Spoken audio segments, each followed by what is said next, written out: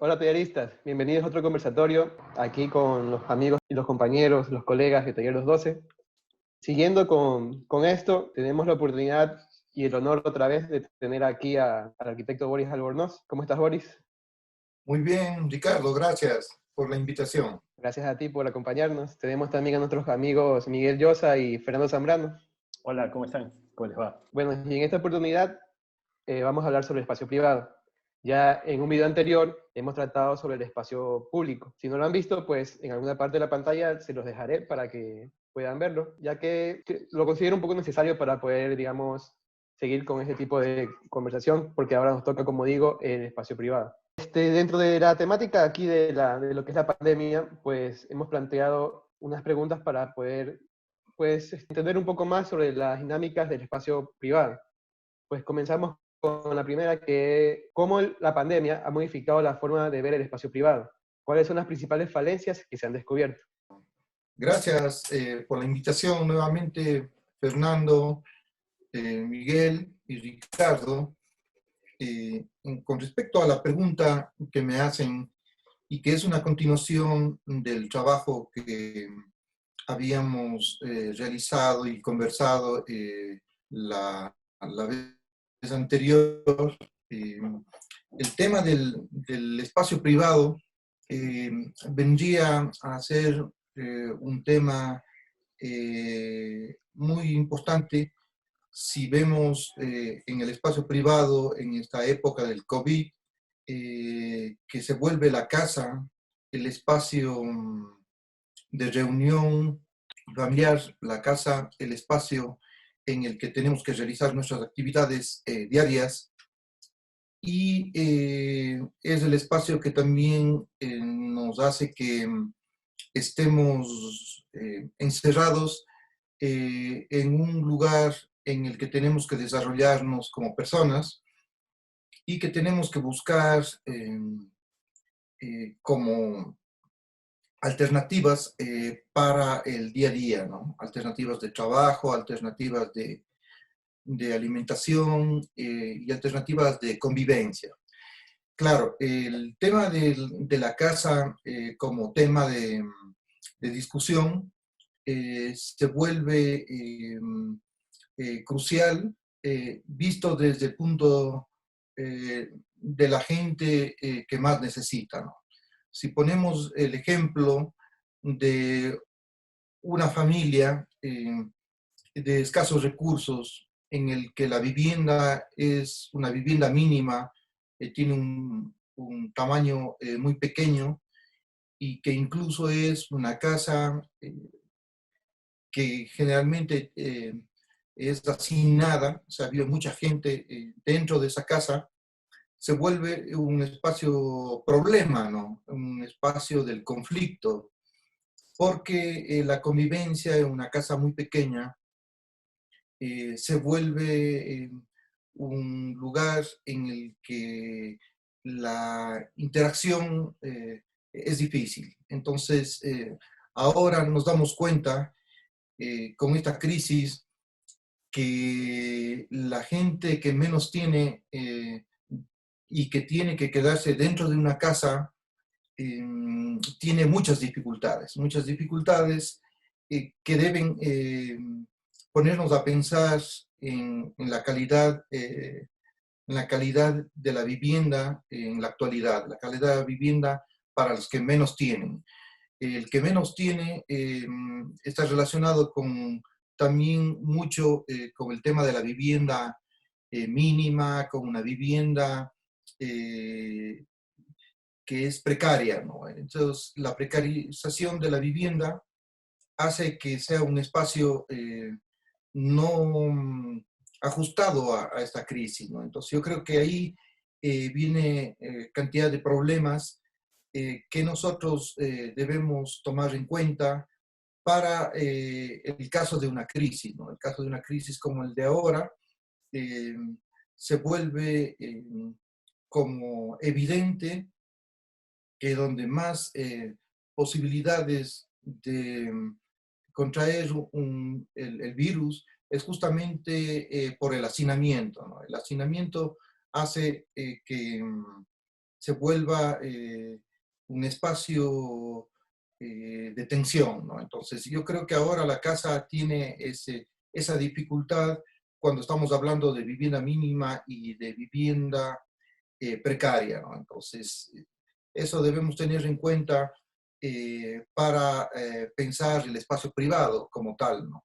Claro, hay una diferencia de este espacio privado y precario, mínimo, con dificultades de servicios, por ejemplo, el no tener agua potable en esta vivienda mínima y no tener los servicios básicos, complica la situación en ese momento y más los que menos tienen, en este caso, son los más proclives a tener y a ser infectado por el tema del virus del COVID-19. Entonces yo le veo ahora y una dificultad mucho más fuerte, la desigualdad se acrecienta, ¿no?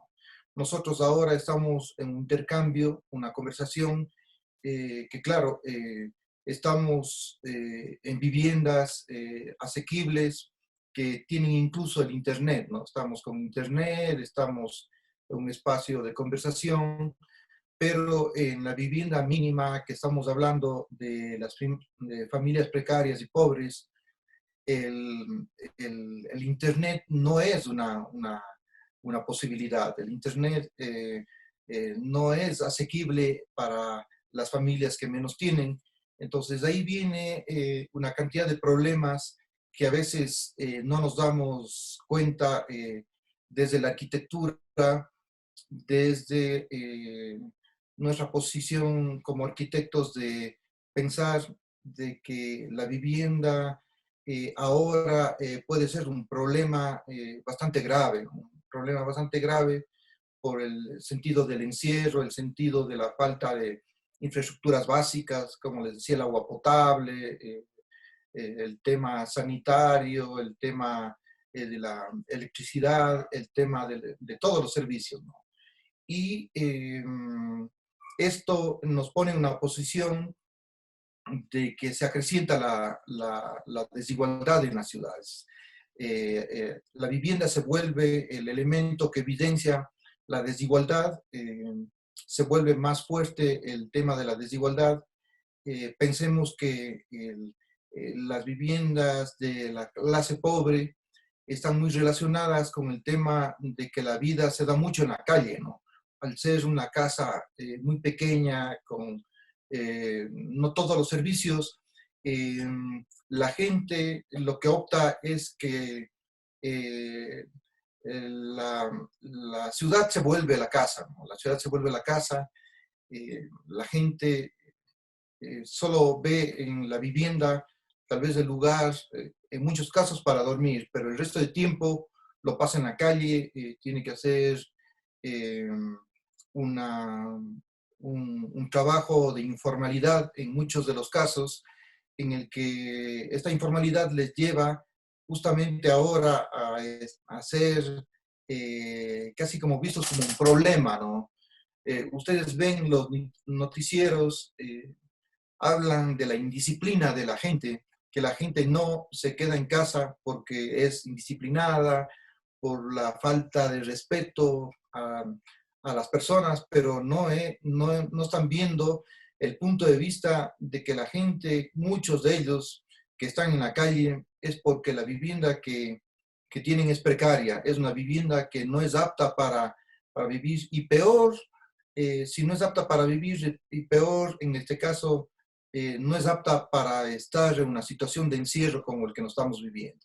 Entonces, esas son realidades que a veces desde fuera no sabemos un poco distinguir, que el problema no es el de la gente que está en las calles en estas situaciones, en esta época, que no es muchas veces la indisciplina o la falta de educación, entre paréntesis, sino es una necesidad de buscar el día a día, el buscar el trabajo del día a día para la subsistencia. Es un tema más bien de subsistencia que los hace la gente salir hacia afuera. Entonces, eso tenemos que darnos cuenta que el espacio privado en la actualidad enfatiza mucho la desigualdad. Enfatiza la desigualdad y claro, como le estoy poniendo este ejemplo, casi como pesimista en la actitud, es un ejemplo de la muestra de que muchos de los casos que estamos viendo son casos de la gente que menos tiene, no tiene acceso al derecho a la vivienda, ¿no? Que debería ser justamente no algo como que es una falta de la gente, sino más bien debe ser visto como un derecho, ¿no? Que un derecho que no ha sido visto igual en todas las familias, ¿no? Entonces, claro, tenemos los ejemplos que se nos pone mucho el tema de las dificultades que se dan ahora, pero el espacio privado ahora está en crisis también. O sea, la crisis del COVID también lleva a una crisis al espacio privado, porque el espacio privado no es el espacio ahora de la felicidad para la mayoría, sino más bien es el espacio de la dificultad, ¿no? Entonces eso debemos darnos cuenta que no es un encierro de un mundo feliz, ¿no? Sino es un encierro de dificultades. Incluso en estas épocas de encierro se da un tema de agresiones también familiares hacia las mujeres, hacia los niños, porque es más propenso el espacio de la violencia cuando uno está encerrado. El tema de la claustrofobia, si hablábamos antes de la agorafobia, el miedo un poco al espacio abierto, aquí en la casa ahora actual, en la vivienda mínima, más bien es un espacio de la claustrofobia. Hay una sensación de querer salir, de salir en el momento, o sea, va a ser como el momento de la felicidad, ¿no? Porque ese encierro lleva también muchos problemas que no nos estamos focalizando y que son propensos a darse en el espacio del encierro, ¿no? O sea, pensemos casi como un espacio carcelario, ¿no? Pensemos ahora también para hablar del espacio privado, en una cárcel, por ejemplo, en este momento, ¿no? En la cárcel, justamente en estos momentos, que si bien tienen el encierro, encima tienen posibilidad de ser afectados con el virus, ¿no? O sea, hay todavía un mal más para el que está encerrado, ¿no? O sea, se van sumando las dificultades para la gente que está cerrada. Esa sería un poco la posición que veo desde el espacio privado en la actualidad, Ricardo. Gracias. Yo quisiera ahí hacer una acotación, ¿no? De algunos puntos que has mencionado. Y, por ejemplo, eso de por sí ya se ve modificada la forma de ver el espacio privado. Si antes uno hasta se pone hasta a reflexionar cuánto tiempo realmente yo pasaba en mi hogar antes de esta crisis, y podríamos decir que uno no disfrutaba de su casa, era casi nulo, porque lo que llegabas a hacer era descansar y a dormir. Y en muchas viviendas, y ahí sí trato de hablar de los estratos sociales más bajos, ni siquiera pasaban en su vivienda ni para socializar con la familia, pasaban en las aceras, pasaban con el vecino hablando en la calle. Era el espacio público era el lugar que era el protagonista de esos barrios, de esos lugares. Pero en cambio con estratos un poco más altos o de clase media, podría decirse que igual no era un disfrute de sus casas como tal, ¿no? Siempre se pasaba más tiempo afuera. Y ahora que estás dentro, lo ves desde esa perspectiva carcelaria, que te das cuenta de que en tu casa no tienes absolutamente nada que te pueda distraer, para lo cual puedas disfrutarlo, ¿no? Entonces, ahí yo creo que hay una falencia en cuanto al disfrute y la sensación de confort o de querer estar dentro de tu hogar. Y bueno, yo creo que también se ven modificadas las concepciones de la vivienda de acuerdo a los escenarios que va viviendo. Por ejemplo, recordaba ahora cuando se vivía la Guerra Fría y era un inminente ataque nuclear, era lo que amenazaba a todo el mundo, y la guerra nuclear y los misiles nucleares, ¿no? Entonces, cada vivienda debía prever tener un sótano para mantenerse a salvo. Y entonces debía uno, al momento de construir una casa, tener ese lugar, ese sótano bien previsto con todas las previsiones del caso, y el que no lo tenía, bueno, ya era una falencia y se podría dar por hecho de que podría morir, ¿no? Entonces, ahí ya más un poco iría mi pregunta sobre, ahora que estamos en esta situación de crisis y que vemos estas falencias, ¿no? De que no disfrutamos nuestro hogar, nuestra casa, ¿cómo podría modificar de aquí en adelante para futuras pandemias este espacio privado? Poniendo como ejemplo lo de la guerra nuclear, ¿no? De que tenías un sótano bien previsto. Entonces, ¿qué pasaría con este espacio privado? Claro, bueno, el tema es que yo lo que veo es, a veces estas crisis nos hacen un poco repensar el tema del habitar, ¿no? Y yo creo que es un momento en el que sí debemos un poco volver a reflexionar sobre la importancia de la vivienda mínima, que no es una cuestión, la vivienda mínima no debería ser una cuestión de tamaño como lógica en las ciudades, sino más bien debería ser una vivienda adecuada, una vivienda digna, una vivienda en que uno se sienta bien y que esté a gusto de estar en ese espacio. eh, Eso sería lo ideal, ¿no? Pero claro, ahí viene el tema de las desigualdades y como tú hablabas, por ejemplo, ¿qué va a pasar después? Claro, yo creo que hay que poner especial atención en el tema de ir resolviendo el tema de la vivienda para la gente más pobre, ¿no? Yo creo que ese ya es un tema para la arquitectura que debemos volverlo a pensar, repensarlo y reflexionar, porque ahí está el verdadero problema en la actualidad, ¿no? Entonces, ahí nosotros deberíamos un poco focalizarnos más en actuar y en el diseño, ser un poco más, como un poco más, se podría decir, colaborativos en la actitud de que no solo pensar en, en hacer cierto tipo de proyectos, sino comenzar ya a trabajar sobre posibilidades de la vivienda que debería ser como un derecho, ¿no? Entonces, ahí tocas tú un tema, es el tener un abastecimiento de alimento en ciertas épocas de crisis, claro, pero si en el caso de la gente más pobre en el país, que vive el día a día, es imposible tener el tema de un abastecimiento, de tener una bodega en la que se pueda almacenar los productos. Entonces yo creo que nos toca un papel como que de repensar el tema de la vivienda y ver soluciones más acordes a las realidades un poco de nuestro país y las realidades que tenemos que vivir en la actualidad, ¿no? Yo creo que estos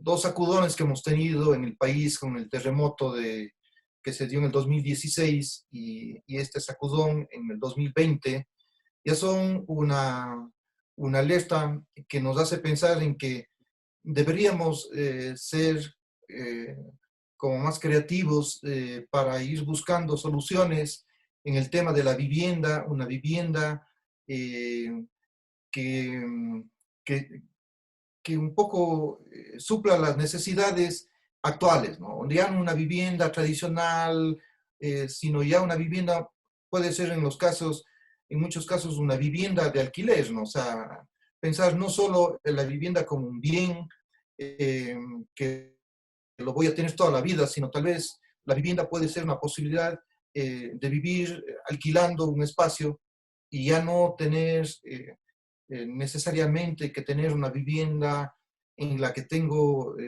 todas mis pertenencias como un bien personal, ¿no? Sino un poco ser más generosos y pensar que la vivienda puede ser también una posibilidad de vivir alquilando como opción, pero una vivienda digna y adecuada, ¿no? Yo creo que por ahí debería ser, y siempre pensando que la vivienda no debe ser, como habíamos hablado eh, en algún momento, que la vivienda no debe ser algo ni estático ni cerrado, sino pensar que la vivienda tiene que ser una prolongación del espacio público, que la calle, que la plaza, que los espacios de naturaleza nos pueden servir eh, como una especie de complemento a nuestra vivienda. Antes del COVID-19, pongamos alguien que tenía una vivienda muy pequeña, pues el complemento era, como tú hablabas, Fernando, la calle, ¿no? La calle se volvía el patio de la casa, la calle es el lugar de la integración, el lugar de encuentro y el lugar de conversación, como hablábamos, y se prolongaba esa calle porque podías seguir tú a la plaza, a la playa, a los lugares de la naturaleza. Entonces, permitías tener una vida en la que no solo estabas alrededor de cuatro paredes y un techo, sino sabías que hay un espacio exterior que te permitía hacer las actividades que no puedes hacerlo dentro de la casa si la casa es una vivienda mínima, ¿no? Entonces, yo creo que esa posibilidad tenemos que repensarle, ¿no? Decir, la vivienda está bien tenerla, pero hay que tener espacios en los que uno pueda tener actividades, yo creo, más bien de espacios más bien de complementariedad, ¿no? Como son los espacios públicos abiertos, los espacios de la interacción. Sí, continuando un poquito, ¿no? Analizando lo que sabemos, ¿no? De la vivienda, y ya como tú lo dijiste, ¿no? Hemos tenido dos grandes sacudones que han sido el terremoto 16A, que afectó fuertemente a nuestra provincia, y ahora la pandemia, que es algo a nivel mundial. Sin duda también deberíamos tomar en cuenta algo. La vivienda, como sabemos, siempre la hemos querido obtener, ya sea por necesidad o presión social. Siempre ha tenido el problema, por lo menos en nuestro contexto, de que por más mínima que sea, no es asequible para cualquiera. Y si ya se tiene una vivienda, ¿qué pasa en nuestro ambiente? Tenemos muchas influencias. Como sabemos, la arquitectura nuestra como tal en vivienda no se ha desarrollado. En un mundo globalizado, nuestras viviendas tienen contextos muy fuera de lugar. Si pensamos como espacio, ya que estamos hablando un poco del confort, y eso nos lleva también a investigar otra cosa, ¿no? Como materiales. ¿Qué pasa en esas casas pequeñas? ¿Cómo están los ambientes? En las viviendas mínimas que una persona media puede ser asequible, también debemos ver, ¿no? Cómo están esos ambientes, cómo están influyendo en esas personas. Entonces, como tú lo hemos dicho, ese confort que hace falta hace que nuestra forma de pensar cambie sobre la vivienda. Tal vez por esa razón nos sentimos enclaustrados, encerrados. ¿Por qué? Porque un problema latente que siempre ha estado ahí, pero ahora lo vemos con otros ojos. Y es, ¿qué tiene nuestra vivienda? No, justamente como tú hablabas, ¿no? ¿Cómo tiene que estar conectado? Hablemos un poco tal vez de los conjuntos privados, ¿no? La vivienda no tiene cerramiento, pero está igual en un lugar en el que es una selva de concreto, por así decirlo, no sales a una calle recta, una calle cuadrada, no ves mucho. Y las viviendas de por sí que se ofrecen en el mercado son, por así decirlo, pequeñas, ¿no? Con respecto a las áreas que necesitan. Y ustedes hablaban, ¿no? En un mundo cambiante, cada vez más rápido. Lo que yo pienso que debería verse en primer lugar es una vivienda flexible, ¿no? Que al final tenga esa cualidad de poder crecer, de cambiar, de aumentar. Qué bonito podría ser que ahorita todos pudiéramos comenzar a sembrar cosas de primera necesidad, no sé, algún tipo de verdura o algo, que tal vez podamos ahorrarnos ese dinero de ganarlo para irlo a comprar en el mercado, podamos podríamos sembrar nosotros mismos, ¿no? Entonces, la necesidad de que la vivienda social, por así decirlo, ya no sea solo pensar como una vivienda mínima, sino como una vivienda flexible, pienso yo. Creo que justamente en el terremoto hablábamos contigo, Boris, si recuerdas de la vivienda flexible, cambiante, para poder mejorar la, la, este, la relación como personas que tenemos entre nosotros, ¿no? Entre las personas y la vivienda. Correcto. Me parece bien, Miguel, la reflexión, porque, claro, eh, tenemos la ventaja, por ejemplo, en el caso de lo que tú hablabas, en tu última parte hablabas de la posibilidad de la flexibilidad de la vivienda, de la adaptabilidad de la vivienda, pero también esta posibilidad de que en muchos casos la vivienda podría tener huertos urbanos, ¿no? La idea de, por ejemplo, la alimentación podría ser que sea una vivienda más bien productiva, ¿no? La idea de que la vivienda también sea un bien productivo en el sentido de los cultivos, o también productivo en el sentido de que tú vivas en una casa, pero también pueda ser alquilada un segundo piso, por ejemplo. De esa posibilidad de tener unos ingresos es una buena opción de vida, ¿no? Yo le veo que esta opción del tema de los huertos urbanos es una buena opción y que es más cercano para nuestras ciudades, como el caso de en Manta, como el caso, por ejemplo, de Loja, en el caso de Cuenca. Muchas de las viviendas tienen a veces esta posición casi como entre están entre el campo y la ciudad, son unas viviendas casi como, se podría decir, rurales, en el buen sentido de la palabra, pero que permiten la posibilidad de producción, ¿no? La producción de alimentos básicos que te harían también suplantar esas dificultades en épocas de crisis, y con eso también responderíamos a Fernando, que nos hablaba en estas épocas de crisis, cómo se podría solucionar el tema de los alimentos, ¿no? Entonces podría ser la posibilidad de tener una extensión de la vivienda también con un pequeño huerto urbano que te permite satisfacer el tema de las necesidades alimentarias como una posibilidad. También hay que ver en el tema de la vivienda, en el caso que se ha planteado mucho en los últimos años, especialmente en nuestros países, la idea de densificar, ¿no? La idea de tratemos de que el uso del suelo se vuelve un bien comercial y viene un problema ya de la especulación inmobiliaria y que, claro, comienza después a darse de que la densificación de la vivienda y comenzamos a tener bloques de vivienda, supongamos, solo para familias, no hay una mezcla de usos en esa vivienda, en altura, por ejemplo, y se vuelve también una vivienda precaria, porque se va limitando también la posibilidad del disfrute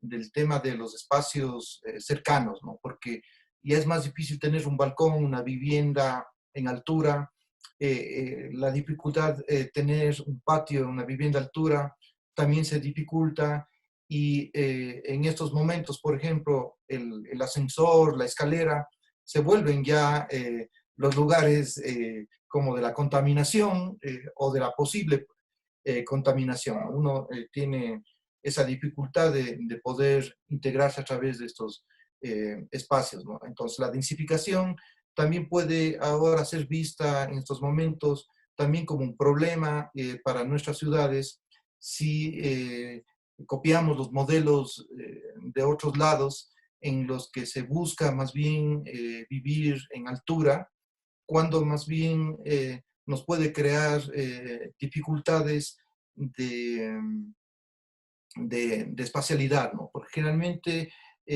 la densificación lleva a una especulación inmobiliaria a la mano, a la par, y terminan siendo estas casas, estas viviendas, más que todo, unas viviendas con un tamaño muy pequeño y que se vuelve también difícil convivir en estas épocas y en estos tiempos. Ustedes han visto muchas fotos, por ejemplo, de lo que ha pasado en España, de ver a la gente, y les ha tocado vivir algunos de ustedes ahí, que la gente tiene que salir al balcón como una posibilidad de buscar como de liberación del encierro, ¿no? Pero son viviendas muy pequeñas, ¿no? Son viviendas hechas a un tamaño exageradamente pequeño, siempre buscando el mínimo posible para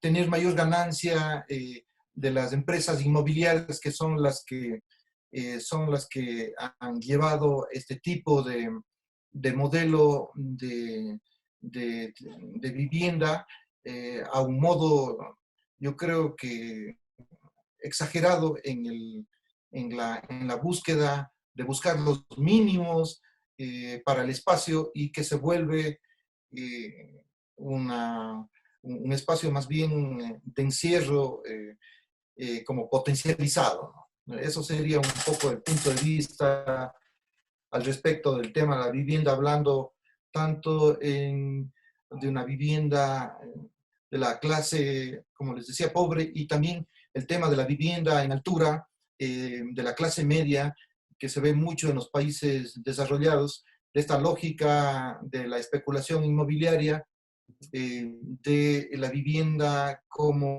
un elemento mínimo y de encierro sin necesidad de crisis, ¿no? Entonces el balcón a veces, o la ventana, se vuelve el espacio de respirar aire, o de concebir un poco la sensación de estar como conectado con el exterior. Bueno, yo Listo. quería un poco acotar a lo que venías hablando sobre el tema de la especulación inmobiliaria, ¿no? Y cómo esto había afectado en Barcelona. Yo creo que nosotros lo conocimos de primera mano, estando en esos departamentos, y creo que ese fue uno de los temas que hablamos el primer conversatorio que teníamos, que eran viviendas que realmente no tenían el confort necesario como para poder estar y poder vivir. Y bueno, en nuestro caso adquirimos una vivienda que se adecuaba un poco a la cercanía a lo que fuimos a hacer, ¿no? O sea, nosotros fuimos a estudiar, buscamos una vivienda que estuviera cerca de la universidad, y poco nos importó ya si pasábamos frío o pasábamos calor, ¿no? Ya decíamos, si hace calor en época de verano, pues salimos a la playa, y si hace frío, pues nos abrazamos, ¿no? Si nos ponemos en un edredón encima y ya está, eso es todo. Pero eso lo pones en un escenario normal, ¿no? O sea, donde las cosas transcurren como deben transcurrir, un status quo. Pero ahora que lo pienso, si hubiera estado encerrado en esos departamentos en los que estuve, hubiera tenido, o ahora tuviera un problema psicológico como tal, ¿no? O sea, queriendo buscar una salida, tratando de salir de ese encierro de cuatro paredes, donde, por ejemplo, un departamento que tenía una buena vista, ¿no? Excelente vista, pero estaba en el sexto piso. O sea, lo que veía era toda la ciudad, y para poder salir tenía que pasar por seis pisos, usar un ascensor de que hoy por hoy significarían un peligro, ¿no? Tener que acceder a tocar un botón, a inclusive poner las llaves en la puerta de entrada, ya significaba un peligro como tal. No, que no sucede ahora, que cada uno está en viviendas unifamiliares y sabe qué personas tocan esa puerta, ¿no? Esa puerta de entrada.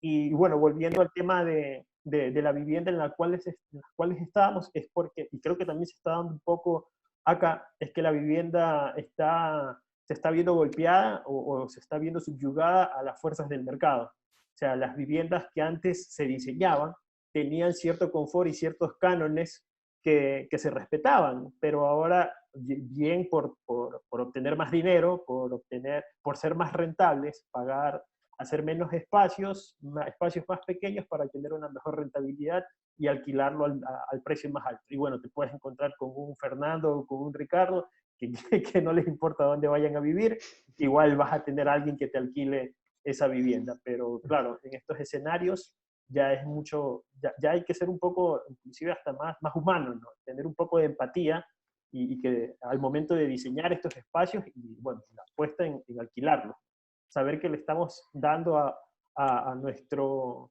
a nuestro cliente algo de calidad, ¿no? O sea, quien nos va a alquilar nuestra casa y que, bueno, no va a pasar un calor, no va a pasar frío, o va a poder estar encerrado, protegido dentro de su vivienda. Es un poco para acotar a lo que estabas diciendo. Claro, si me permiten, bueno, como para poner en contexto a todos, y aprovechar y plantear la siguiente pregunta, porque el tema que estamos ahorita tratando es más o menos de esa. Entonces, sabemos que las viviendas, los espacios privados, vienen dados en diferentes tipologías, digamos. Están las viviendas colectivas, como decía Boris ayer en un conversatorio que te vimos. Y, y están los edificios de Presentes por ahí. departamentos, están condominios, hay muchas tipologías de vivienda. Entonces, como bien decía Nando, ¿qué pasaría con estas viviendas que la interacción social es, por no, digamos, necesaria? Ya sea en los espacios un poco más habituales, como son los pasillos, los espacios de transición, los pasillos, los ascensores, las escaleras, y si es que el condominio, digamos en este caso, tiene un gimnasio o tiene una piscina, un área comunal, sabiendo que, como también bien decías ayer, los espacios privados también tienen que venir dados de acuerdo a la escala de la ciudad. Entonces, ¿cómo haríamos, qué pasaría con estos tipos de espacios, digamos? Ya, pues el mero hecho de ser comunales, pues nos obliga o sea, un distanciamiento, netamente, creo que no se podría. Claro, bueno, en este momento, como tú dices, en este tipo de espacios se dan las dificultades, eh, pero sí yo creo que hay salidas en épocas de crisis, también hay salidas para las posibilidades, ¿no? Y en el tema de la vivienda y en el tema de la vivienda colectiva, ¿no? Que también es una opción válida, ¿no? Que ahora está tomando un cierto auge. Los jóvenes ahora buscan la posibilidad de la vivienda colectiva como una opción de vida. Eh, el caso es de que cuando tienes tú espacios comunales, en este momento tal vez se vuelven restrictivos, pero no todo hay que pensar que vamos a estar siempre así, ¿no? Sino son espacios momentáneos y que la vida continúa y que más bien lo que uno tiene que saber hacer es eh, reflexionar en épocas de problemas, de crisis, para que después uno buscar soluciones más acordes a las necesidades de las personas, ¿no? Nos debería hacer pensar un poco que mucho en el tema de la vivienda en nuestras ciudades, especialmente, hay mucha posibilidad de tener más espacio en las mismas, ¿no? La posibilidad de que no estamos preocupados por hacer el mínimo posible en la vivienda, ¿no? El tema del progreso, el tema de la búsqueda de ganar más dinero con la vivienda, hace esta dificultad de buscar poner más gente en un mismo espacio, ¿no? Entonces, ese es un problema más bien de la especulación inmobiliaria. Pero desde la arquitectura nosotros deberíamos tener una posición, yo creo que bastante radical, en el sentido de buscar que los espacios sean adecuados para una vida normal, ¿no? O sea que no debería verse eh, una dificultad en eso, ¿no? Y buscar que tenga buenas vistas, buscar que tenga relación con el exterior, la posibilidad del patio como una opción, la posibilidad de una buena ventilación, de una buena iluminación. Yo creo que en nuestras mismas ciudades, que puse algún rato el ejemplo, en nuestras mismas ciudades y en las viviendas que tenemos en nuestras ciudades, ya hay los buenos ejemplos de cómo vivir en la actualidad, ¿no? Sino nosotros deberemos ser sensibles a esos espacios adecuados, ¿no? Nosotros nos ha tocado a cada uno, a nosotros nos ha tocado ver espacios, yo creo que adecuados en cada uno de nuestras viviendas, no necesariamente nuestras, sino de nuestros amigos, de nuestros familiares, que nos va dando un poco armando la posibilidad de que entender que si un espacio está bien ventilado, bien iluminado, que un espacio tiene la posibilidad de tener buenas vistas, con los materiales adecuados del lugar, pueden ser unas opciones válidas para vivir, ¿no? Que yo creo que es una posibilidad. Y también que buscar espacios al interior también que no sean cerrados, ¿no? Sino buscar que en lo posible lugares abiertos, si podemos unir la sala, el comedor y la cocina en una sola, pues crecen los espacios, ¿no? Si vamos segmentando, como era la vivienda un poco más tradicional, vamos teniendo más problemas. Si no tenemos una lógica más bien de abrir los espacios, yo creo que esa es una cualidad propositiva de la vivienda, ¿no? Entonces, yo creo que hay salidas, hay instrumentos de la arquitectura que sí nos permiten hacer las cosas de una manera mejor, y que es factible, ¿no? Yo creo que más bien estos encierros y estas conversaciones casi son una especie de a veces de reflexionar más de que sí es factible mejorar las situaciones que tenemos en nuestras ciudades. O sea,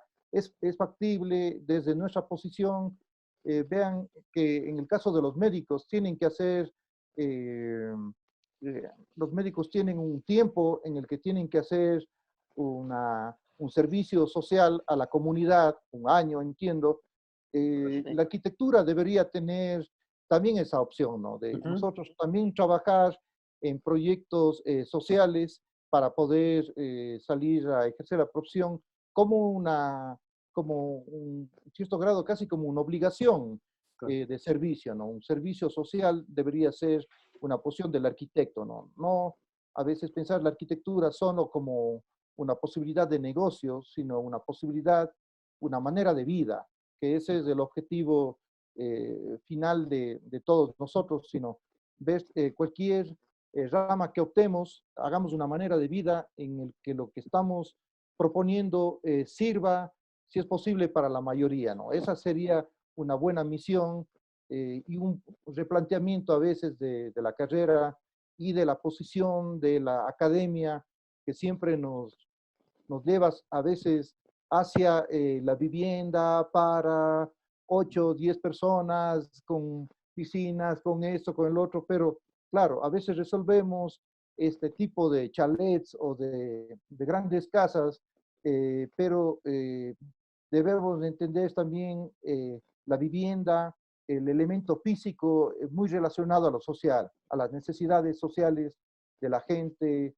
Yo creo que sería una buena formación si partimos desde ese punto de vista, ¿no? Eso sería porque también no todo es negativo, ¿no? Sino que hay que buscar los caminos para la gente que quiere dedicarse más al diseño o a la planificación de la ciudad, pues siempre poner en primer plano, pensar, hacer los proyectos para los que más necesitan, ¿no? Si resolveremos el problema para los que más necesitan, ya las clases medias y altas de por sí sabrán desenvolverse de mejor manera, pero los que menos necesitan son justamente los que más necesitan, perdón, los que más necesitan son justamente los que menos opciones tienen. Entonces, si nosotros resolvemos a ese gran sector, ya las clases medias y altas de por sí van a estar resueltas, ¿no? Porque estamos focalizando más nuestro trabajo. Eso sería. Ahora es un poco inevitable también, bueno, hablamos del espacio privado como tal, pero hemos visto, y como bien ustedes decían, poniendo un ejemplo en Guayaquil, la gente no se queda en su casa por X motivo, digamos, se queda en su barrio. Entonces, ¿cuáles son las dinámicas entre el espacio privado y la relación con su barrio? Bueno, dinámicas entendiendo de, bueno, cómo es ahorita y qué debería tener, cómo debería ser. Ya se ha hablado algunas cosas, digamos, de como huertos comunitarios, o que la vivienda se integre más en la naturaleza, como tú decías. pues, ¿qué pasa? ¿Qué relación, bueno, ya lo has dicho, pero qué relación más en sí podría tener? Bueno, la vivienda, está bien para recalcar, Ricardo, la vivienda tenemos que ver como la posibilidad de que no es un objeto solo en sí, sino debería ser un conjunto, o sea, un sistema en el que la vivienda esté relacionada con la calle, esté relacionada con el parque, esté relacionada con el vecindario, porque la vida en comunidad, en barrio, es mucho más, yo creo que mucho más atractiva para resolver las problemáticas y para resolver momentos en épocas también de crisis, ¿no? Que puede ser una buena opción de ayudar a resolver el tema de las crisis, el concepto de barrio, ¿no? Pero el barrio como tal tiene que ser entendido ahora de una manera un poco más amplia y hablar también de proximidades, ¿no? La idea de que yo pueda tener mi vivienda, pero saber de que de cerca de mi vivienda yo puedo hacer las compras, de que puedo hacer mis trámites, de que puedo resolver de las necesidades básicas muy cerca, ¿no?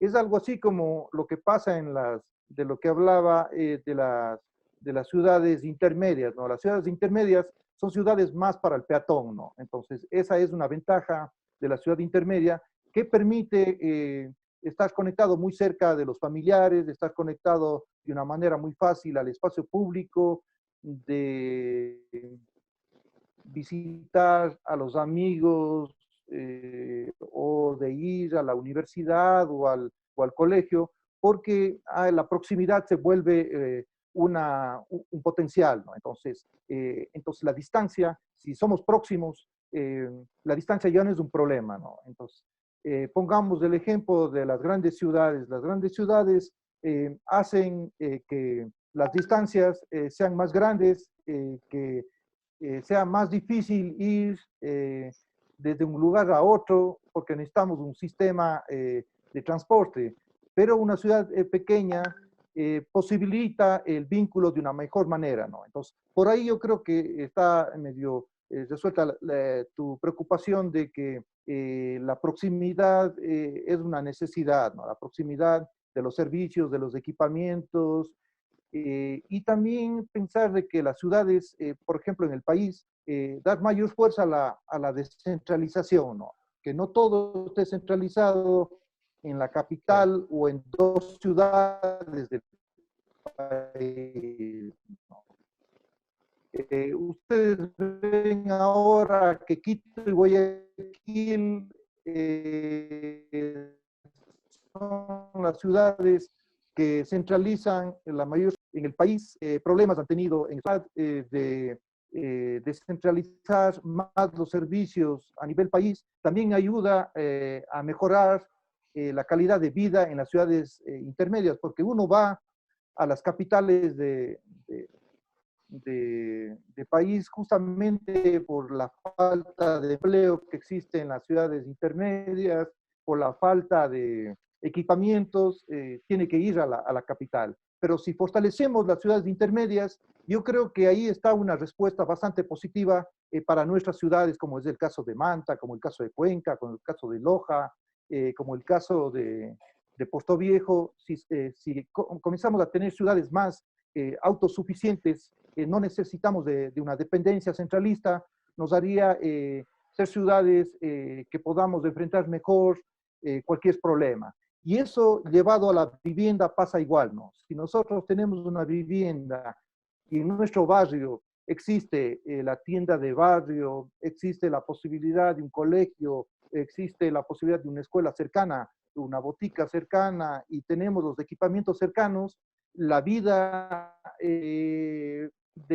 desde una visión del peatón va a ser mucho más accesible porque están descentralizados muchos los servicios desde la ciudad. Entonces, desde el territorio, a nivel país, la importancia de la descentralización es importante, pero también es importante dentro de la misma ciudad descentralizar los servicios para que los pagos municipales no sean solo en un solo lugar, y ahí se crea la aglomeración de la gente, se crean los problemas, ¿no? La dificultad, el conflicto vehicular y todo. Pero si comenzamos a descentralizar también los servicios dentro de la misma ciudad, vamos a tener la posibilidad de equilibrar mejor las ciudades y el territorio se vuelve mucho más equitativo, ¿no? Entonces, con eso resolvemos, yo creo que unos temas que están pendientes, pero yo creo que por ahí podemos ir mejorando nuestras ciudades si volvemos más a la proximidad.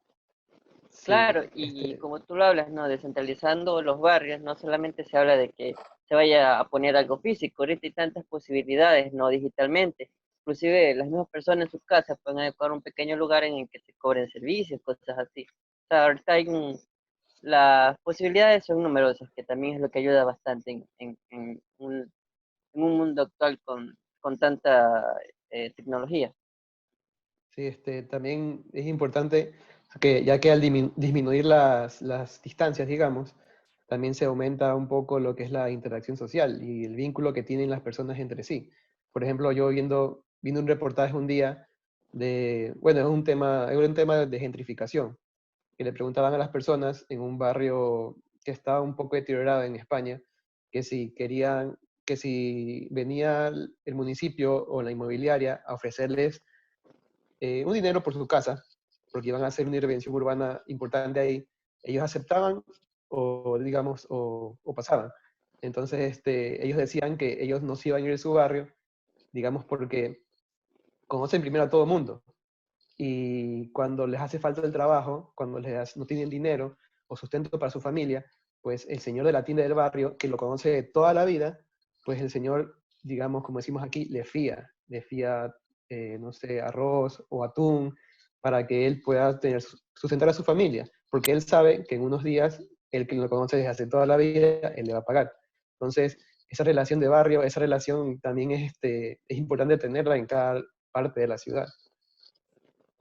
Totalmente, Ricardo, porque ahí viene un sentido de cooperación, de solidaridad, de comunidad, de que hay esa posibilidad de en el barrio o en esa proximidad de vida, puedes tener dificultades, pero la gente que te rodea es cercana a esta proximidad que hablamos, posibilita que el día a día pueda ser más llevadero y estas dificultades momentáneas se puedan, yo creo que, o crisis, pasarlas como una comunidad, ¿no? Un sentido de cooperación, hay un sentido mucho más de superación colectiva, ¿no? O sea, hay un sentido de colectividad, de comunidad mucho más fortalecido y eso no se compra con nada, ¿no? Entonces, como tú Claro. hablabas, gente que ha vivido en un lugar específico sabe muy bien quienes viven en ese lugar y siempre ya se crea esa relación de amistad, de consideración, de respeto y de apoyo, ¿no? De apoyo para que pasar cualquier momento de dificultad o de alegría, poderlo compartir, ¿no? O sea, la palabra compartir, cooperación, solidaridad, yo creo que son de organización, son prioritarias en estos momentos, pero también podrían ser parte del discurso de la arquitectura y de la ciudad contemporánea, ¿no? Claro, yo, por ejemplo, un poco para profundizar más el tema del que están hablando, cuento mi experiencia personal, aquí mismo en el barrio. O sea, ya de por sí lo que cuesta ponerse uno la ropa y el equipamiento para salir a la calle hoy en día. Ahora me pasa de que voy a la farmacia y voy por unas pastillas y las pastillas me cuestan más de lo que yo cargaba en el bolsillo. Entonces, lo que ya me costaba a mí cambiarme para salir de la casa, me tendría yo que haber regresado a mi casa para desinfectarme y volver a dejar la ropa afuera, ir por el dinero que estaba dentro de mi casa y salir para poder obtener esas pastillas hubiera sido todo un proceso.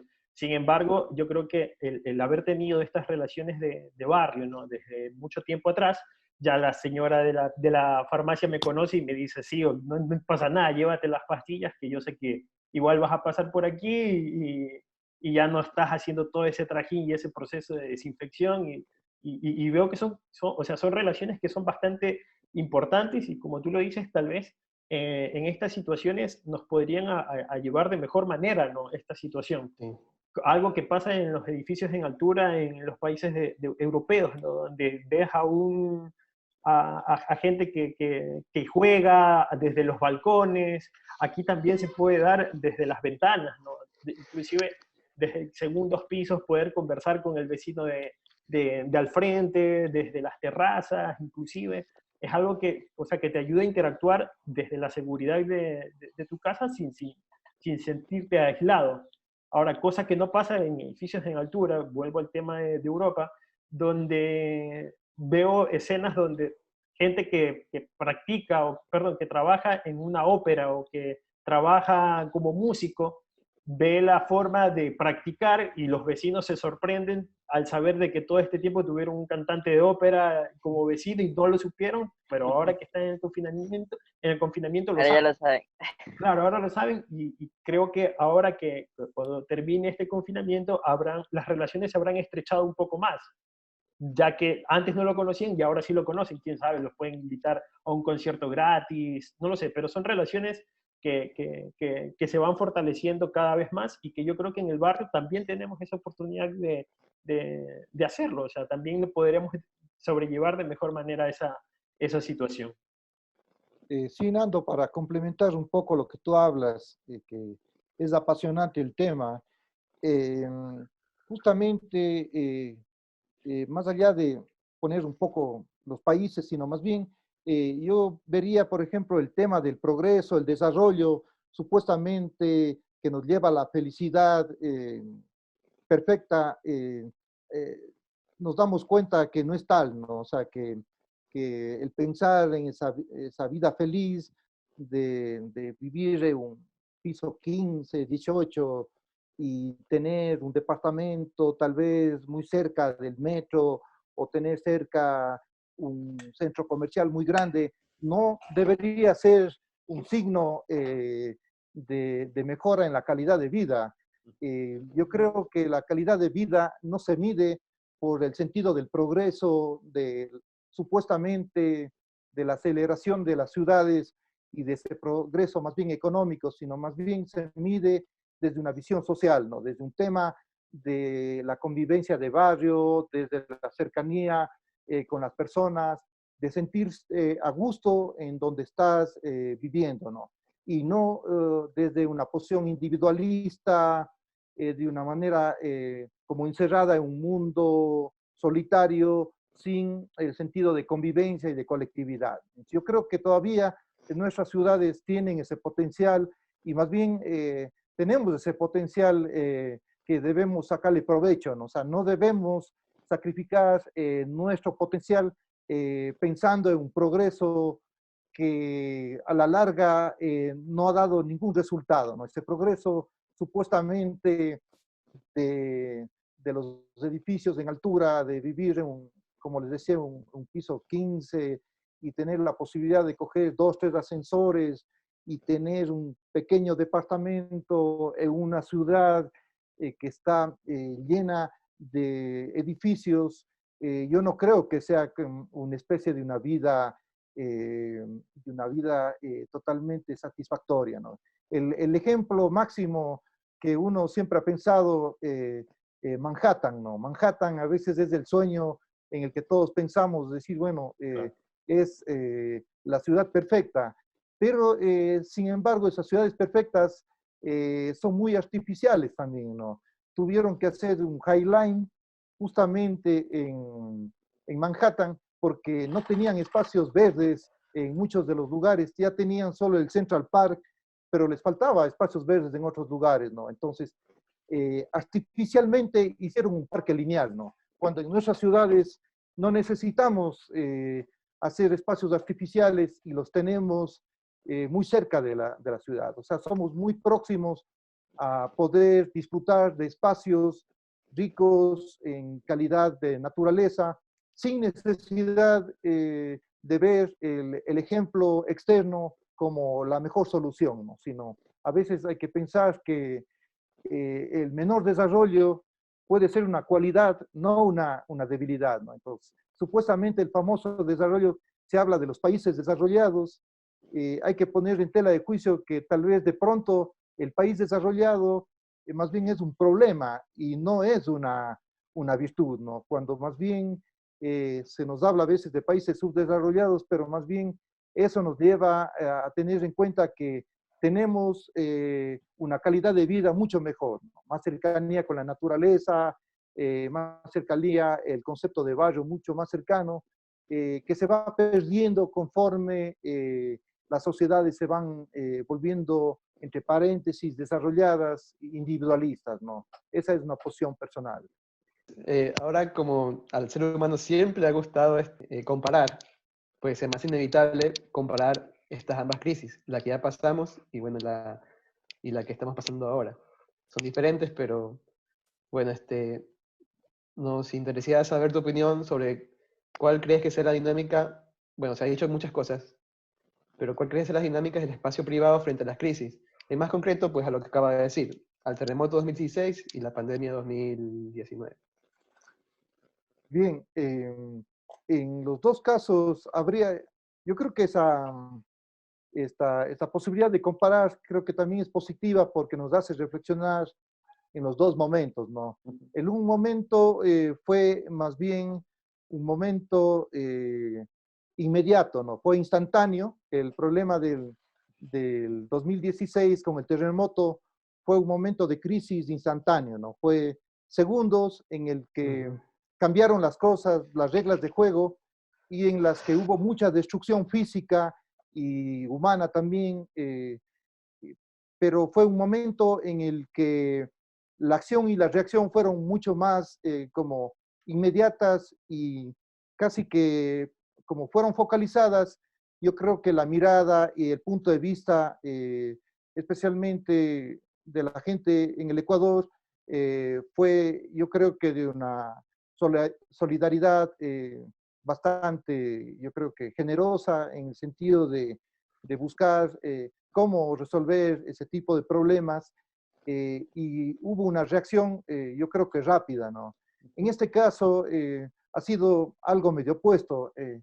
Sabíamos que iba a venir el coronavirus al Ecuador, sabíamos que es cuestión de tiempo, la llegada viene a través de un tema más bien, si el uno fue un tema desde la tierra, desde el movimiento de la tierra, esta fue una llegada ya prevista y en la que nosotros esperábamos que venga el coronavirus a posicionarse en el Ecuador, claro, y llega desde un medio de conexión, en este caso desde el aire, ¿no? Desde el avión, pues la gente llega y integra un cierto grupo y la gente se comienza a infectar, ¿no? Entonces, como las anteriores pandemias, muchas veces y pestes se daban generalmente por los medios de comunicación, como el barco, el vehículo.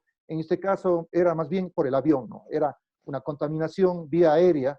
Entonces tiene una posición totalmente diferente a lo del terremoto del 2016, que esta es una crisis duradera, ¿no? Esta es un día a día que sabemos que estamos en crisis, que hay mucha gente que va falleciendo, no sabemos las cifras, esa es una incógnita que algún rato quisiéramos saber y que gracias a los medios de comunicación y no sabemos todavía qué está pasando en el país, ¿no? Porque hay una incertidumbre total, pero sabemos que por lo menos va a ser siquiera yo creo que un factor de crisis mucho más grande de lo que pasó en el terremoto del 2016, porque va a haber muchísima gente que muere, en este caso el coronavirus, y se vuelve un virus comunitario, ¿no? Se va regando por la comunidad, entonces casi como que te van avisando que va a pasar algo, ¿no? Es que tú tienes que irte cuidando, pero siempre esta sensación del miedo es diferente. En el un caso el miedo fue momentáneo. Claro, hubo las réplicas en el que uno todavía seguía teniendo el miedo, en el caso focalizado, en el caso de ustedes, más que todo en Manabí y en Esmeraldas fue focalizado, pero después como que uno va cogiendo fuerza y sabe que ya pasó el terremoto y que había que comenzar a mejorar y que había que salir adelante, ¿no? O sea, era como caerse, pero hay que levantarse enseguida, ¿no? O sea, acción-reacción muy rápida.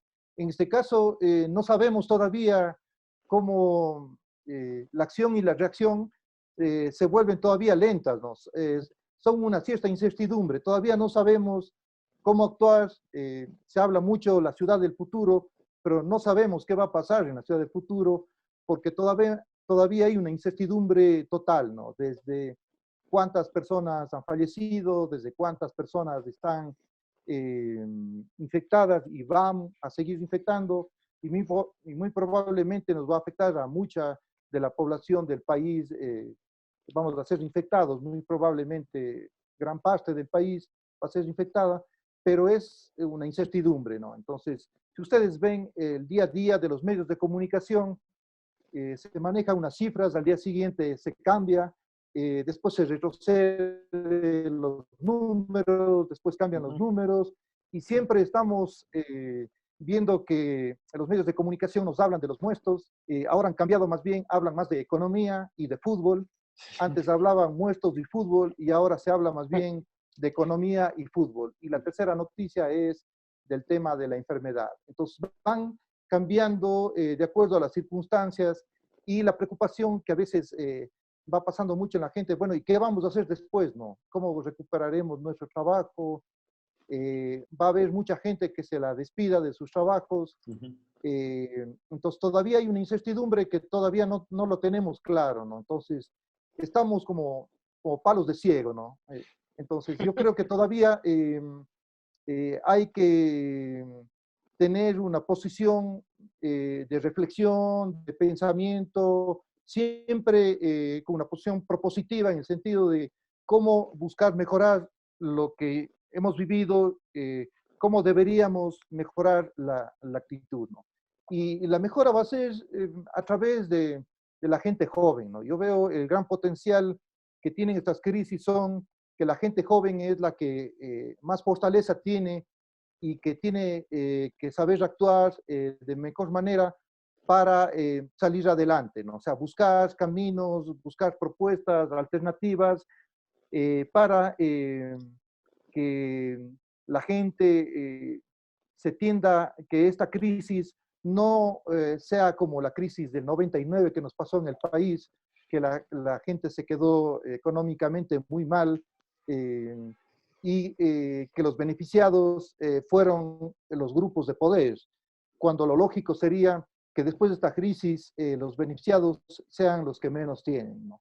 Yo quería un poco acotar a esto que estábamos hablando sobre las dinámicas de la vivienda y sí quería hacer como que una comparación, ¿no?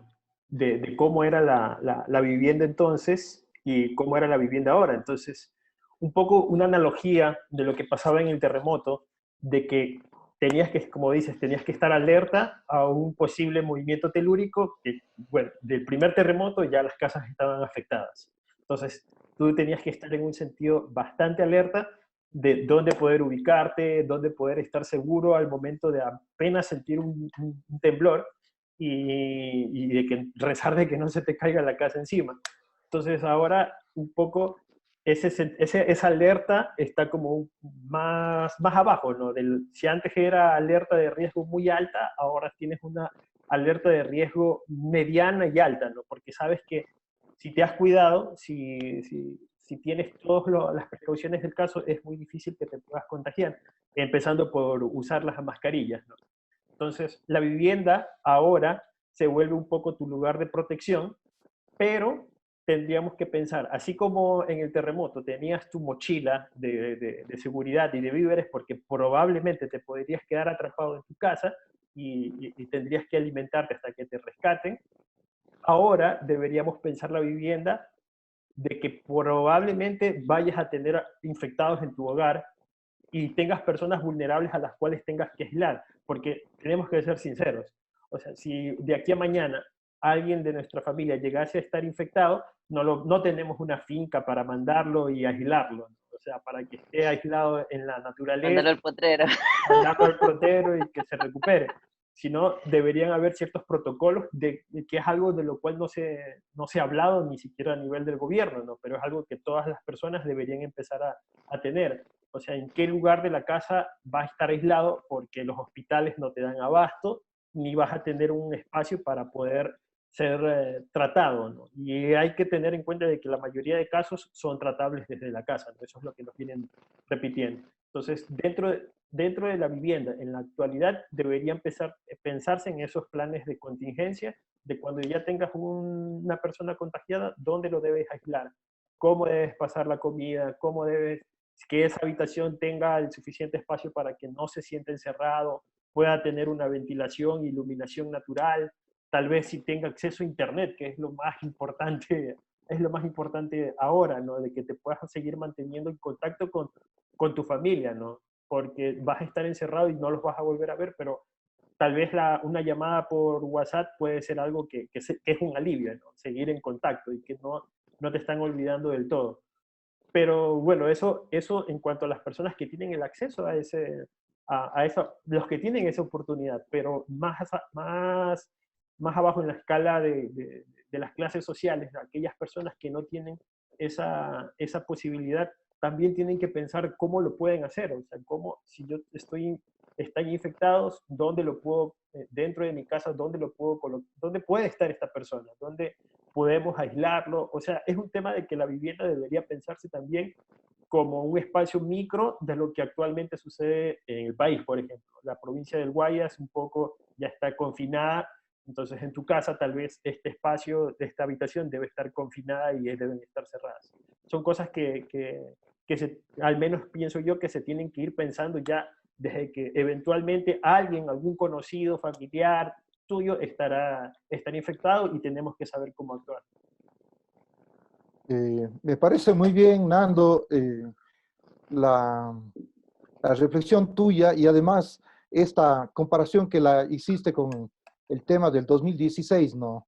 Esta idea de que el miedo estaba acompañado con una mochila, ¿no? O sea, tenías que estar siempre pendiente de una mochila y el miedo era un miedo que tú tenías que resolver de una manera de huir, de salir o de ponerte en un lugar de la casa en el que no puedas sufrir daño, ¿no? O sea, buscabas, no sé, la mesa, bajo la cama, o sea, lugares en los que te puedas proteger, ¿no? Uno iba buscando estas posibilidades de protección física, ¿no?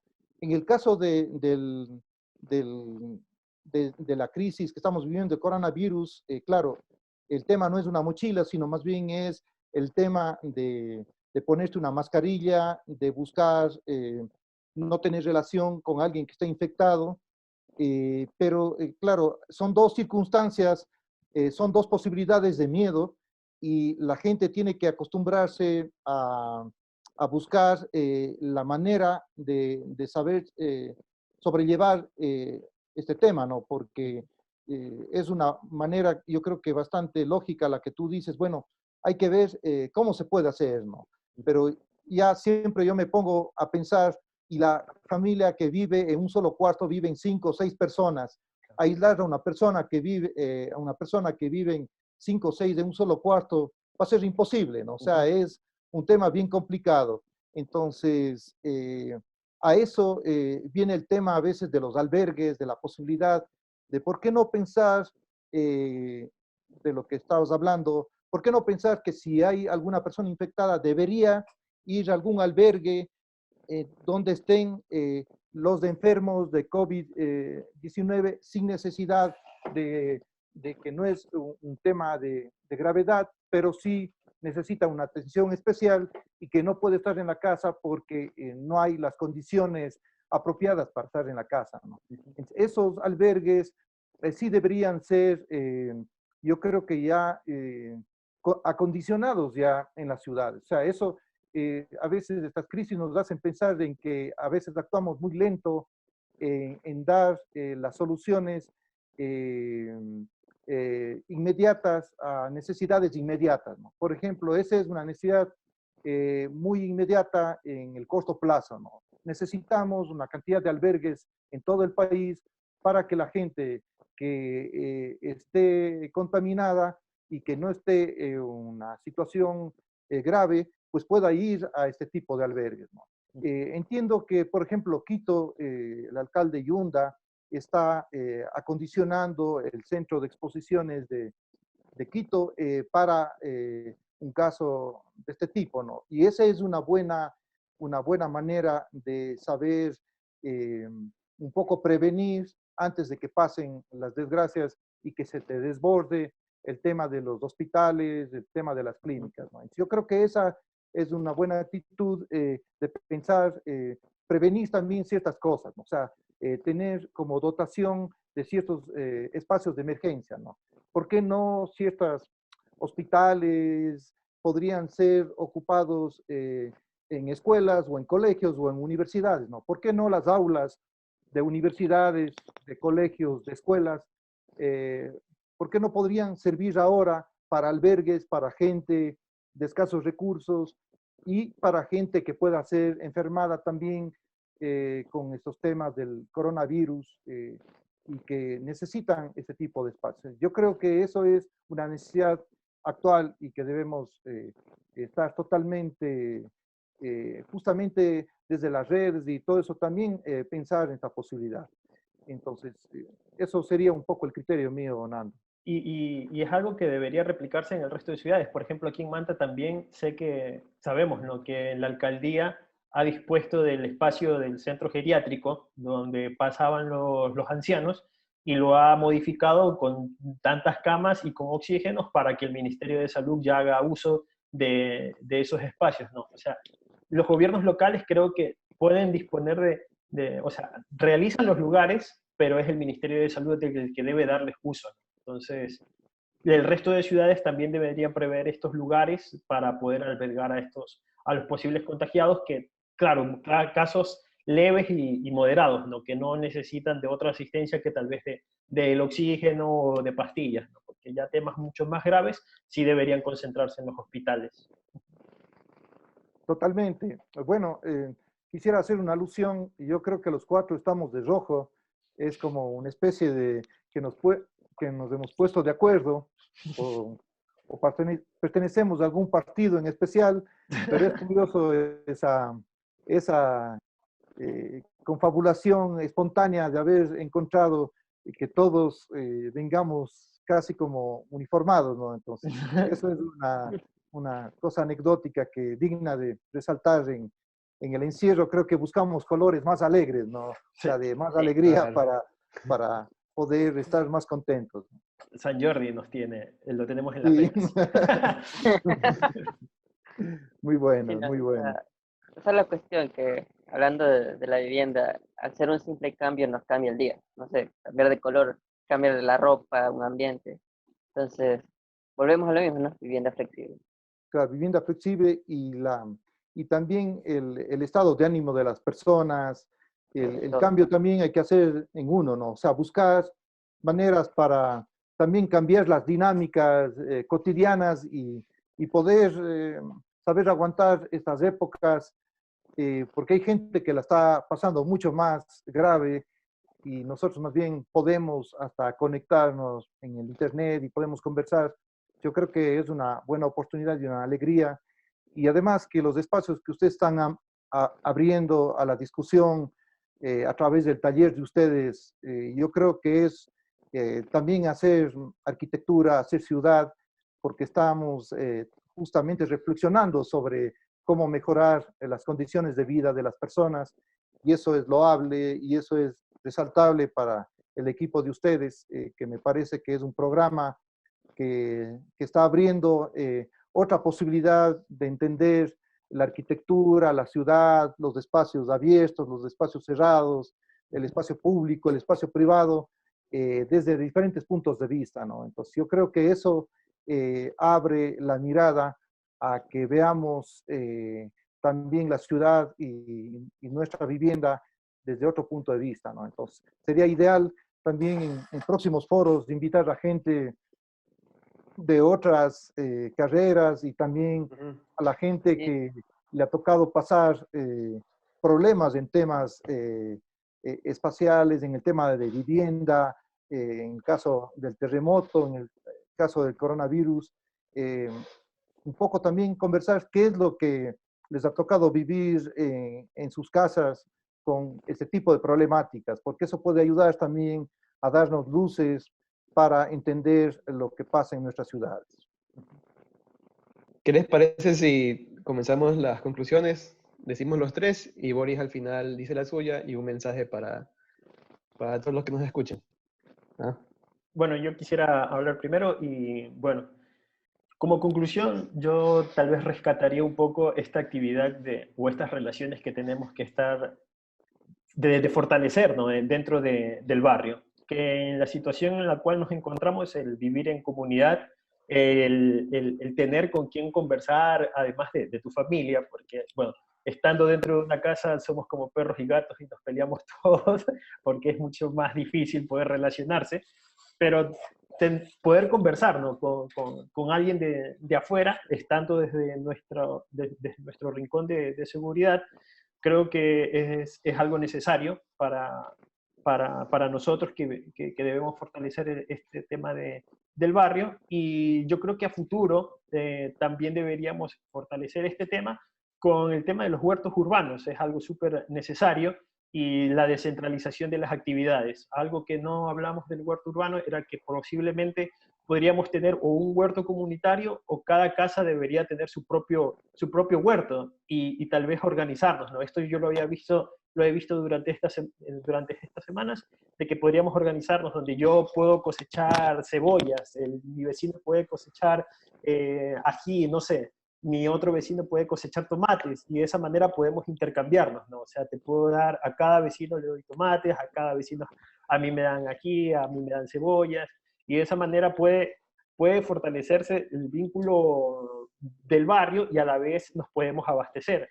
O en todo caso también se puede comercializar. No creo que exista ningún problema, pero sabes que estás ayudando a alguien con el cual tienes un vínculo, ¿no? Con el cual tienes un vínculo y que no te está exagerando en precios, y sabes que estás aportando a que esa persona también progrese.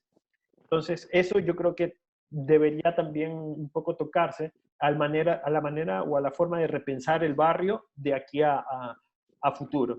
Y bueno, nada, básicamente eso. Y bueno, volviendo al tema de la vivienda, sí, algo que nos está quedando claro en todos los foros en los cuales estamos asistiendo y de estos espacios de reflexión es que, como bien dices, una buena conclusión es de que en quien debemos de pensar y en quienes debemos tener soluciones e ideas deberían ser en los grupos más vulnerables y en las personas de bajos recursos, porque son ellos los que necesitan ahora una solución, y las personas de clase alta y tal vez de clase media ya obtendrán sus soluciones a partir de esas respuestas que nosotros tengamos. Es algo que sí deberíamos de reconsiderar, y no solo a nivel de clases sociales, de ciudad, sino también a nivel mundial. Ya lo conversábamos en el segundo foro global que estaba realizando la Flaxo y el arquitecto Fernando Carrión, donde debemos pensar en África. El continente africano ahora va a ser, sin lugar a dudas, el continente que es mayor, se va a ver afectado por contagiados, por la situación de corrupción a nivel política que tiene, ¿no? Y el desabastecimiento con el cual con el cual se viene dando. Entonces, debemos pensar nosotros como arquitectos, y ya eso ya a nivel de redes, ¿no? Y a nivel mundial, como urbanistas y planificadores, pensar en soluciones para ese continente, porque ella bien lo dijo una de las panelistas: si África no se recupera, nosotros no nos vamos a volver a contagiar, se va a volver a expandir el virus. Y a nivel de ciudad igual, si nosotros no pensamos en los grupos vulnerables y en estos grupos de bajos recursos, el virus se va a seguir propagando sin ningún problema y vamos a volver a recaer en la enfermedad. Bueno, siguiendo un poco lo de Fernando, ¿no? Creo que nuestros pensamientos están casi iguales, todos apoyamos el resurgimiento del barrio, de la convivencia y yéndonos más allá, ¿no? Cuestión global, manejar diferentes tipos de soluciones a estos problemas, porque, o sea, hay que verlo un poco más allá, no solamente nos vamos a recuperar del COVID, tenemos que recuperarnos de muchas cosas, porque escuchaba un médico presentador hace unos días, parece que con el COVID nos hemos olvidado de todas las enfermedades, cuando el Zika todavía está afectando, ébola en África está afectando y un sinnúmero de otras cosas. Entonces, más bien va un poco más allá de cambiar las agendas en diferentes tipos de conferencias, foros o disposiciones globales. Nosotros estuvimos en el Hábitat justamente 2016, tal vez la agenda va a tener que cambiar un poco de aquí a los siguientes años que se tenía planteado o mejorar algunas otras cosas. Entonces, todo está en cambiar para el bien, en tomar en cuenta a los que en verdad se tienen que tomar en cuenta, dejar de querer hacer lucro todo y pensar en aquellas personas a las cuales también nos debemos, de las cuales también somos partícipes y como obligación social y moral deberíamos poder ayudar. Sí, yo quiero, bueno, me baso en mi conclusión en la vivienda sustentable, digamos, que con todos los términos que aquí se han conversado, pero sí me gustaría rescatar por lo menos lo del, como dijo Fernando, perdón, el autosustento, los huertos urbanos. En mi caso, lo estoy haciendo ahorita. Y es pasado justamente lo que decía Fernando. Yo tengo, por ejemplo, pimiento, pepino, tomate y papaya. Y voy a intercambiarlo con otra amiga que tiene col, entre otras cosas, que no me acuerdo muy bien. Pero eso, aparte de ser alimento para mí, para mi familia, para mis vecinos, también es un escape, digamos, al encierro. O sea, te distraes. Entonces, más que concluir, hago una invitación a que todo el mundo lo intente. El problema no es el espacio, sino es las ganas de hacerlo. Y bueno, eso por mi parte. Tengo huevo para cambiar si quieres. Bien. Te lo cambio por- Bueno, y de mi parte, agradecerles a ustedes. Yo creo que ha sido un foro más bien que ha primado el tema de intercambiar criterios, de que cada uno tenemos un punto de vista sobre el tema de la vivienda, que no hay una manera de ver las cosas, sino hay muchas maneras de ver las cosas. La vivienda todavía no está resuelta, sino que tenemos que seguirla proponiendo, teniendo diferentes opciones, y eso yo creo que es un buen reto para todos nosotros y que nos deja un buen aprendizaje de que debemos en momentos casi de reflexión, de crisis, casi como monástica, ¿no? Una actitud casi monástica, de estar encerrado casi como un monasterio en algo muy pequeño. Sin embargo, nos hace pensar en los valores de la gente que no está con nosotros, el valor del otro, ¿no? El valor de la otra persona, y ser sensibles ante este tipo de crisis y buscar siempre soluciones, ¿no? Siempre ser propositivos, siempre hay salidas válidas, siempre uno sale fortalecido cuando actúa de una manera, yo creo que de una manera propositiva, abierta, generosa, cooperativa. Siempre van a haber salidas, yo creo, a cualquier problema que exista, ¿no? Bueno, talleristas, y así es como hemos concluido otro video conversatorio con nuestro amigo Boris Albornoz, con el cual hemos conversado al respecto del espacio privado, sus dinámicas en situaciones de crisis y cómo debe ser su adaptabilidad de aquí en lo posterior. Agradecemos una vez más a Boris por ser partícipe de estos espacios de reflexión, con los cuales vamos adquiriendo nuevos conocimientos y esperamos tenerlo a futuro en nuevos videos conversatorios. Pues nada, solo queda agradecerles a ustedes por estar aquí. Les agradeceríamos que nos den compartir, like, suscribirse y bueno, sobre todo suscribirse. Estamos a nada de llegar a 100 suscriptores nos ayudaría bastante a continuar con estos espacios de reflexión y siguiendo los consejos de Boris, invitaremos a más personas con los cuales podamos ver más realidades, donde podamos entender mejor las situaciones de estos eventos que se van suscitando de a poco. Muchas gracias por estar atento. De nuevo, dale a compartir, dale like, enséñales a tus amigos estos videos y esperamos vernos en un nuevo video conversatorio. Hasta luego.